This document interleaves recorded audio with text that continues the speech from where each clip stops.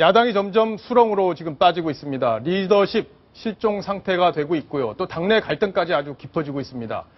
친노의 공습으로 아주 흔들리고 있는 박영선 원내대표, 그 운명은 어떻게 될지 한번 알아보겠습니다. 조수인 차장, 네. 지금 당내 갈등 굉장히 폭발 직전으로 치닫고 있죠? 그렇습니다. 네, 19대 국회 때, 그러니까 2012년 4월 총선 공천을 주도한 게 친노 386, 그러니까 이른바 강경파 그룹인데요. 이 강경파 그룹이 총선을 지휘했기 때문에 그 당시에 대다수 들어온 의원들도 역시 강경파였습니다. 그 뒤에 그래서 중도파라든지 협상파 의원들은 목소리를 내지 못했습니다. 이번 15명이 공개적으로 목소리를 냈다는 것, 그래서 굉장히 중요한 겁니다. 예, 지금 화면을 보시면 안민석 새정치민주연합 의원이 올린 트위터입니다. 자, 뭐라고 썼는지 보겠습니다. 빨대 의원님들 조중동에서 잘 빨아주네요. 새누리와 청와대에서도 짝짝짝 박수소리. 자, 그러니까 빨대 의원님들이라는 게 일종의 배신자로 지금 취급을 하고 있는 것 같습니다. 장외투쟁을 반대하는 연판장에 서명한 15명 의원들을 이렇게 빨대 의원님들이라고 원색 비난을 했는데요. 안민석 의원, 경기도 오산에서 3선 의원인데요. 경기도 오산 시민 여러분, 바로 오산을 대표하는 국회의원이 바로 이런 분입니다. 예, 참 안타까운 글이에요. 읽어봐도. 아까 조수인 차장도 얘기를 했지만 정치인들 말을 굉장히 좀 아끼고 조심해야 되는데 이렇게 격한 표현들, 국격을 좀 떨어뜨리는 그런 부분도 좀 있는 것 같습니다. 근데 지금 강경투쟁에 반대하는 온건파의 목소리 점점 커지고 있는 것 아닙니까? 그렇습니다. 오늘 장외투쟁 반대 서명을 한 15명 의원들 오늘 아침에도 회동을 했습니다. 여기에 경기도 지역 의원 2명이 또 가세를 했습니다.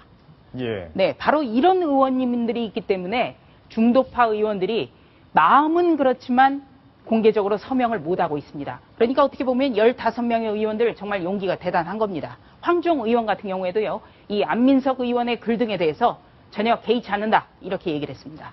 그 온건파 의원들 지금 굉장히 힘있게 지금 얘기를 하고 있고 어려운 상황, 또 정치 보복을 당할 수도 있는 그런 상황에서 힘겹게 얘기를 꺼내고 있는 그 목소리 직접 한번 들어보겠습니다.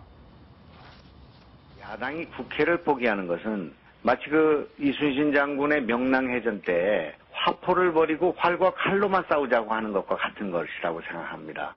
지난해 8월 1일 날도 시청 앞에 천막을 치고요. 100일째 그 투쟁을 했습니다. 결과적으로 우리가 명분도 잃었고요. 강경파가 득사하면 나라가 망한다 이런 말씀도 있지 않습니까?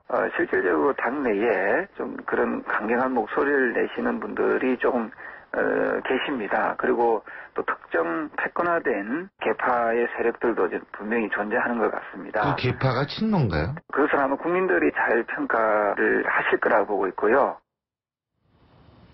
자, 지금 조경태 의원 얘기까지 들어봤는데 사실 좀 걱정이 되는 부분이 있어요. 뭐냐면 지금 내년에 전당대회가 지금 야당이 예정돼 있죠. 네. 그렇게 되면 지금 친노가 패권을 쥘 가능성 좀 높아지고 있는 것 같은데 그렇게 되면 20대 총선에서 공천 보복 이런 걸 당할 가능성도 있는 것 아닙니까? 그렇습니다. 이제 안철수 전 공동대표가 730 재보궐선거에 참패 어떤 책임을 지고 물러났고요. 예. 또 손학규 상임고문 역시 730 재보선 참패를 끝으로 정계에서 물러났습니다. 그렇기 때문에 문재인 의원이 전당대회에 출마한다면 당권을 장악할 가능성이 대단히 높고 또 문재인 의원이 당대표가 되면 또 친노 386 중심의 공천이 이루어질 가능성이 대단히 높겠죠. 그런데 이 15분의 의원들을 분석하면 참 재밌는 일이 있습니다. 예. 우선요. 유성엽 의원의 경우에 전북 청읍에서 2번이나 무소속으로 국회의원에 당선된 아주 저력이 있는 의원이죠. 예. 주승용 의원 전남 여수 3선인데요. 무소속으로 도의원, 군수, 시장을 지낸 입지전적인 인물입니다. 그러니까 과거 민주당의 공천만 받으면 깃발을 꽂을 수 있는 데서도 공천장이 없이도 당선이 된 분들이거든요. 예. 또 조경태 의원이 누굽니까? 부산에서 민주당적으로 3번 당선된 분입니다.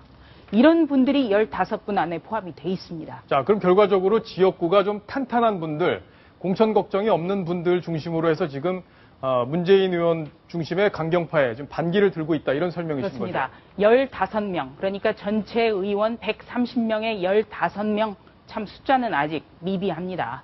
그러나 이렇게 저력 있는 분들, 그리고 또 부산 경남의 전체 의원이 새정치민주연합의 3명인데요.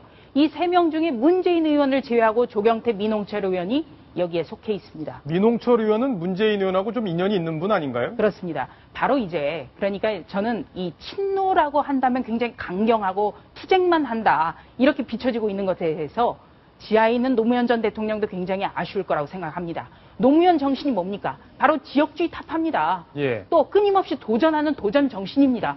그런데 이런 걸 뒤로하고 무조건 싸우고 안 된다고 하고 투쟁하고 국회를 버리고 나가고 있습니다. 이거는 친노의 본령이 아닙니다. 그래서 민홍철 의원의 경우에는 지금 옆에 있는 게 민홍철 의원이네요. 예, 민홍철 의원의 경우에는 친노로 분류가 됩니다만 아마 이 친노라는 부분에 대해서 많은 생각을 하게 될 겁니다. 무엇이 진정한 친노인가?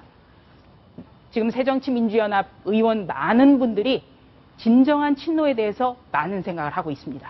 아니 이쯤 되면은 사실 계파 갈등이 그렇게 아주 고질적인 당이잖아요. 그러면 사실 떨어져서 분당을 해서 각자의 목소리를 내는 것도 생각해 볼 만한 상황 아닌가요? 지금 그래서 이 물밑에서 굉장히 꿈틀꿈틀하게 중도정당 창당론이 그래서 나오는 겁니다. 예. 예, 왜냐면요. 2016년 4월 총선까지는 어떤 자연스러운 정계 개편할 수 있는 방법이 없습니다. 조금 전에 말씀드린 대로 차기 당권 주자로 가장 유력한 건 문재인 의원이고 당권을 장악한다면 친노 386 중심의 또 강경파가 득세하게 될 가능성이 높습니다. 그래서 그럴 경우엔 차라리 나가서 중도 정당을 띄우는 게 낫다. 예, 마음은 그렇지만 첫째로는 일단 깃발을 들 만한 인물이 마땅치 않다는 것. 그리고 두 번째는 2003년 새천년민주당 분당 때의 트라우마가 워낙 강하다는 점. 그것 때문에 시기를 좀 더 보자. 또 새로운 인물이 누가 손잡을 수 있을지 좀 시간을 갖자. 이런 분위기가 많습니다.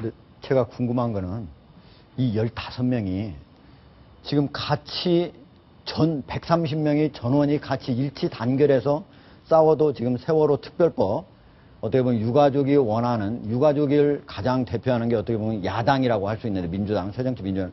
근데 그렇게 같이 힘을 합쳐도 어려운 판인데 15명이 굳이 이렇게 서로 다른 목소리를 내는 어떤 정치적인 이유가 있습니까? 그렇죠. 가만히 있다가는 새정치민주연합이라는 정당 자체가 국회를 버려두고 싸움만 하는 또 기소권과 수사권을 피해자 가족에게 줘야 된다는 이 형법 체계까지도 무너뜨리는 집단으로 비춰질 걸 두려워한 겁니다. 그래서 이번에 15명으로 일단 그 중도파의 목소리를 내자 이렇게 의견을 모았다고 합니다. 그 강경파라고 분류되는 많은 다수의 의원들이 평소에 하시는 말씀을 들어보면 소수의 목소리를 귀담아 듣자, 약자의 편에 서자 이런 얘기를 많이 하셔놓고 그러면서 박근혜 대통령에게 불통이라고 그래요. 정작 네. 자기 내부에서 있는 소수자의 목소리에 대해서는 완전히 냉소적으로 비아냥을 보내는 그렇죠. 걸 보면 어떤 분들이 그 말에 신뢰를 갖을 수 있을지 저는 좀 안타까운 생각이 듭니다. 새정치민주연합에서 다수에 있는 분들이 소수자의 목소리를 귀담아 듣고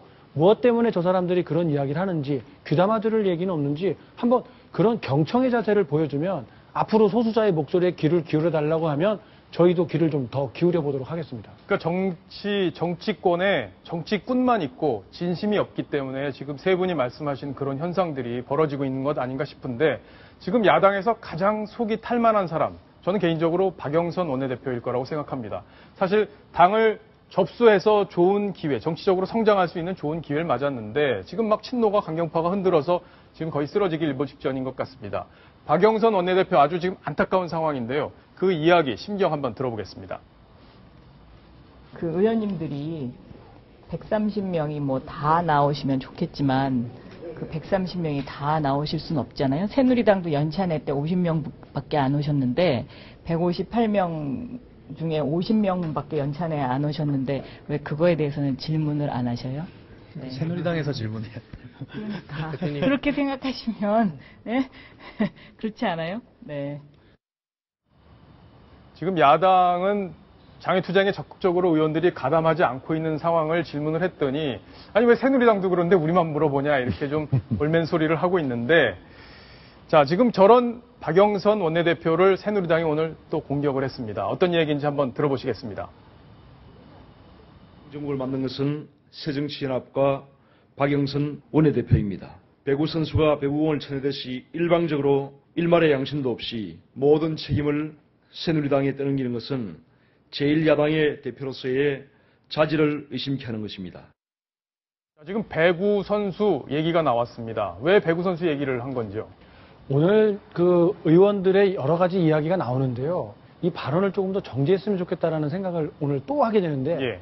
이 배구 선수 이야기를 굳이 꺼낸 것은 아마도 박영선 원내대표가 학창 시절에 배구 선수로 활동했던 것을 좀 빗댄 거 아닌가. 네. 그 배구 선수가 상대방 네트에 공을 넘기는 게 이제 주요한 일이다 보니까 박영선 원내대표가 배구 선수 때처럼 중요한 현안을 우리에게 넘긴 거 아닌가. 예. 이렇게 좀 빗대고 있는데 좀 더 본질적인 이야기를 해주면 좋을 것 같습니다. 자, 정치권은 말의 품격부터 높이는 그런데 좀 신경부터 써야 될 것 같습니다. 야당 상황은 여기까지 정리를 하겠고요.